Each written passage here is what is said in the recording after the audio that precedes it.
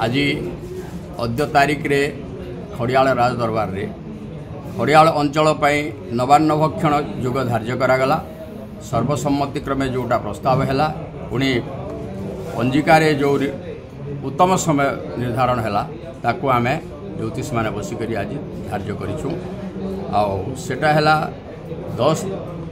10 घंटा 33 रु 11 घंटा 33 पर्यंत आम 11 घंटा 20 पर्यंत 10:33 रु 11 घंटा 20 पर्यंत आम समय देके 10 रु 28 तारीख 28 रे आसंता 28 तारीख दिन गुरुवार दिन ऋषि पंचमी नुआखाई दिन जोटा सरकार धार्य करिसंती ओडिशा आमर पश्चिम ओडिशा पई से जुगरे से दिन रे आमे से पई समय निर्धारण करिसु।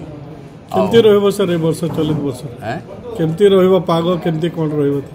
हां आमे तो आशा करूछु पागो भल रहबो बोली करी तापर आमे आशा रखिछु ए वर्षर नवान्न भक्षण समस्तंकर पई मंगलमय हो।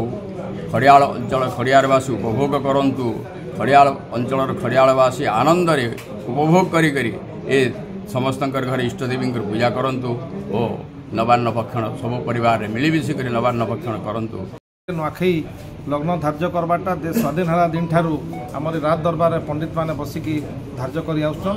ए वर्ष मध्य आम राज ज्योतिष प्रफुल्ल रथ पंडित सुदर्शन ठाकुर ताराचार्य एवं आशीष पंडा बड़पंडा समस्ते उपस्थित रही लग्न धार्य करिछन।